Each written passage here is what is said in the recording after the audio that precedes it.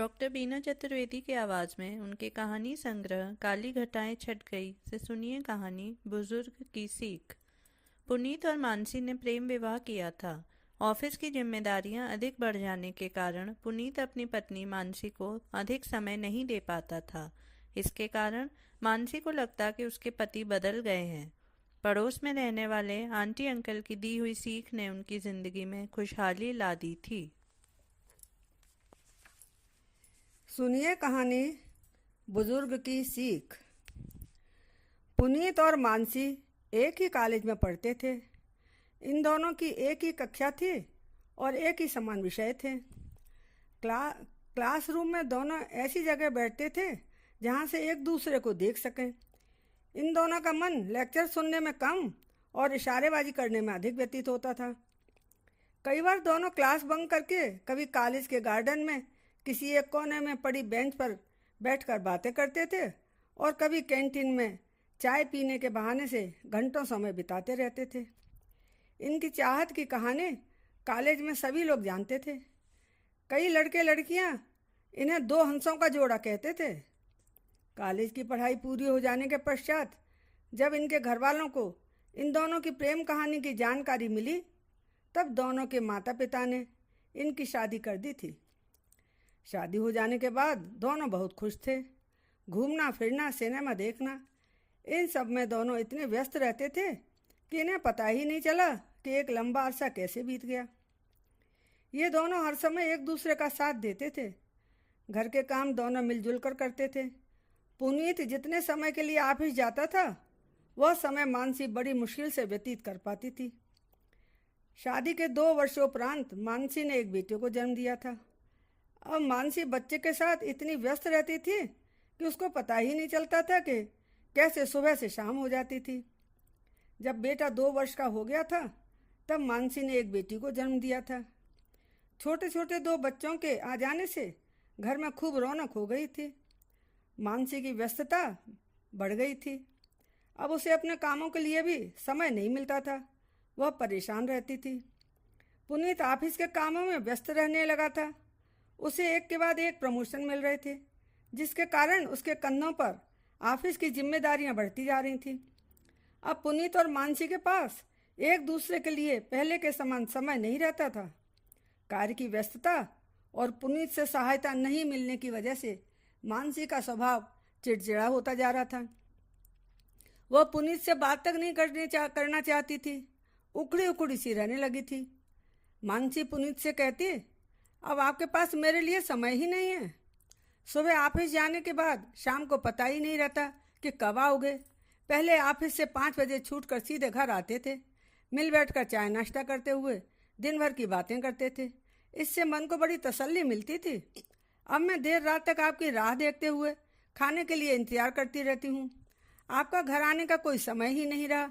मेरी जिंदगी नीरस होती जा रही है और आपको मेरी परवाह नहीं रही। पुनीत कहता, अरे मानसी, तुम समझती क्यों नहीं? मेरे ऊपर ऑफिस की जिम्मेदारियां बहुत बढ़ गई हैं। ऑफिस वाले बिना काम के रोज रोज प्रमोशन नहीं दे सकते। मेरी ईमानदारी और काम के प्रति निष्ठा देखकर ही मुझे प्रमोशन मिल रहे हैं। इस बात को तुम भी जानती हो कि कुछ पाने के लिए कुछ खोना भी पड़ता है। प्लीज़ गुस्सा छोड़ दो। पुनीत के पड़ोस में एक वृद्ध दंपति रहते थे। उनके एक बेटा और एक बेटी थी। बेटा विदेश पढ़ने गया था और वही नौकरी करने लगा था। उसने अपने साथ ऑफिस में काम करने वाली लड़की से वहीं शादी कर ली थी। वह वहीं का होकर रह गया था। बेटी की शादी इसी शहर में हुई थी। उसके 2 बच्चे थे। बेटी महिमा अपने माता पिता से मिलने आती रहती थी। माता पिता का बहुत ध्यान रखती थी। उसके बच्चे नाना नानी से बहुत प्यार करते थे। सप्ताह में 1 या 2 बार महिमा अपने बच्चों के साथ आवश्यक रूप से आती ही थी। माँ के पैरों में तकलीफ रहने के कारण उन्हें चलने फिरने में बहुत तकलीफ होती थी। उनका वजन भी अधिक था। घर में काम करने वाली नौकरानी थी और खाना बनाने के लिए भी एक महिला आती थी। पुनीत और मानसी से वृद्ध दंपति को बहुत सहारा था। दोनों परिवार एक दूसरे के सुख दुख में काम आते थे। पुनीत के साथ अंकल की अच्छी खासी दोस्ती थी। छुट्टी के दिन पुनीत और अंकल जी शतरंज की बाजी लगाकर बैठ जाते थे।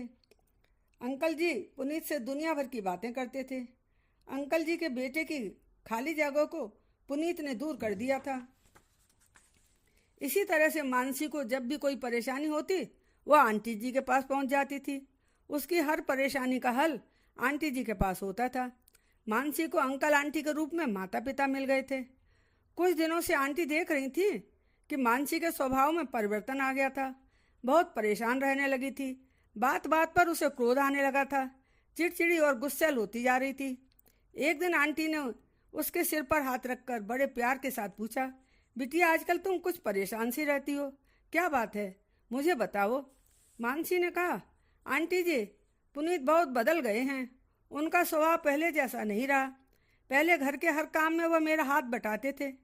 हम दोनों मिलकर सब काम करते थे और अब इनके पास मेरे लिए समय ही नहीं रहा है। मैं अकेले ही घर के सब काम काज करती हूँ। इनसे कुछ कहती हूँ तो जवाब दे देते हैं कि उनके पास समय नहीं है, आप इस समय पर पहुँचना है। आंटी आश्चर्यचकित होकर कहने लगे, अरे बिटिया आज तू कैसी बातें कर रही है। लड़ते झगड़ते और गुस्सा करते अच्छे नहीं लगते। तुम दोनों की जोड़ी तो राम सीता जैसी है। तुम दोनों एक ही सिक्के के दो पहलू हो। भगवान ने तुम दोनों को एक दूसरे के लिए ही बनाया है। बिटिया मन छोटा मत करो। अभी जाओ घर जाकर अपने काम निपटा लो। मुझे भी पाठ पूजा करनी है। शाम को बैठकर तसल्ली से बात करेंगे। अगले दिन रविवार था। छुट्टी के दिन पुनीत अंकल जी के साथ शतरंज खेलने आता था। बातों ही बातों में अंकल जी ने पुनीत से पूछा कि तुम्हारे ऑफिस में सब काम ठीक से चल रहा होगा। पुनीत ने जवाब दिया, अंकल जी ऑफिस के काम तो कभी खत्म ही नहीं होते। ऑफिस पहुंचते ही सुबह से रात तक वहां व्यस्त रहता हूँ। इधर उधर देखने की भी फुर्सत नहीं मिलती। एक भी दिन ऐसा नहीं जाता जब लगे कि आज थोड़ा सुस्ताने का समय मिल गया। कई बार तो ऐसा होता है कि लंच का समय भी काम करते हुए निकल जाता है। ऐसी स्थिति में घर आते समय टिफिन का भोजन गाय को खिलाकर टिफिन खाली करके घर लाता हूँ। एक दिन भरा हुआ टिफिन घर वापस ले आया था, तब मानसी ने बहुत झगड़ा किया था। कहने लगी कि ज़्यादा होशियारी मत बताओ, ऑफिस में लंच के लिए 10 मिनट भी आपको नहीं मिलते क्या। अंकल जी ने अगला प्रश्न किया, बेटा घर गृहस्थी की गाड़ी कैसी चल रही है, पटरी पर है या कि पटरी से उतर रही है। पुनीत ने कहा, अंकल जी मैं आपको क्या बताऊं, ऑफिस के कार्य की अधिकता के कारण मुझे घर आने में प्रायः रोज ही विलम्ब हो जाता है। इस वजह से मानसी का मूड खराब रहता है। वह मुझसे बात तक नहीं करती, घर छोड़कर चले जाने की धमकी देती है। मैं कुछ भी कहता हूँ तब बिफरने लगती है, अनाप शनाप बातें सुनाने लगती है। घर का माहौल बिगड़ता ही जा रहा है और मैं स्वयं को असमर्थ महसूस कर रहा हूँ। अंकल जी ने कहा कि बेटा परेशान मत हो, ऐसा ही होता है। मेरे साथ भी इसी प्रकार की समस्या पैदा हो गई थी। तेरी आंटी ने महीनों तक मुझसे बात नहीं की थी। जब उसने शांति से विचार किया था तब सब ठीक हो गया था। मानसी भी समझ जाएगी। उसी समय मानसी एक बर्तन में अंकल और आंटी के लिए कुछ खाने के लिए लाई थी। अंकल जी पूछने लगे कि बिटिया क्या लाई है, मुझे भी बता दे, या कि सब कुछ अपनी आंटी को ही दे देगी। मानसी ने मुस्कुराते हुए जवाब दिया, अंकल जी मैंने हलवा बनाया था, वही लाई हूँ, आप लोग अभी खा लीजिए, गर्म है। अंकल जी ने कहा, बिटिया 4 कटोरी और 4 चम्मच ले आओ, हम चारों एक साथ बैठकर खाएंगे। आंटी जी ने अंकल जी की बात का समर्थन करते हुए कहा, हाँ बिटिया हम सब मिलकर गर्म हलवे का आनंद लेंगे। सब मिलकर हलवे का आनंद ले रहे थे। अंकल जी ने कहा, मानसी बिटिया तुम्हारे हाथों में तो जादू है, तुमने बहुत स्वादिष्ट हलवा बनाया है। इतना स्वादिष्ट हलवा इससे पहले मैंने कभी नहीं खाया था। मानसी कहने लगी, अंकल जी आप कैसी बात कर रहे हैं, आंटी जी का बनाया भोजन मैंने कई बार खाया है, वह बहुत अच्छा बनाती हैं, आप बस यूं ही मेरी प्रशंसा कर रहे हैं।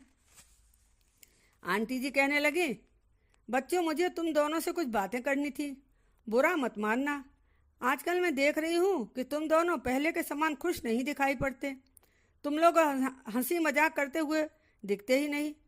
तुम दोनों में कुछ मनमुटाव चल रहा है क्या। बेटा जब तुम दोनों ने एक दूसरे को पसंद करके शादी की थी तब दोनों ने एक दूसरे की खूबियों को ही देखा होगा, कमियों को नहीं। हर इंसान में गुण और दोष दोनों होते ही हैं। साथ में रहने पर सब कुछ मालूम होता है। शादी के बाद खूब मौज मस्ती से दिन गुजरते होंगे। धीरे धीरे घर गृहस्थी के कामों को करना पड़ा होगा और फिर माता पिता बन गए। बच्चों की परवरिश में समय व्यतीत होने लगा, जिम्मेदारियां बढ़ने लगीं।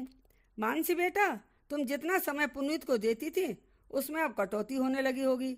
बिटिया, मैं ठीक कह रही हूँ ना? पुनीत के साथ भी कुछ ऐसा ही हो रहा था। उसे एक के बाद एक प्रमोशन मिलने के कारण पुनीत का ऑफिस का कार्य भार बढ़ने लगा था। उसे ऑफिस में अधिक समय तक काम करना पड़ रहा था। ऐसी स्थिति में वह तुमको समय नहीं दे पा रहा था।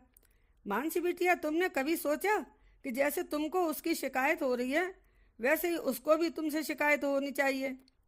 तुम दोनों इस बारे में गंभीरता से विचार करना, फिर दोनों का ही शिकायत करने का मन नहीं होगा। आज की परिस्थिति में तुम दोनों को ही एक दूसरे को समझने की आवश्यकता है।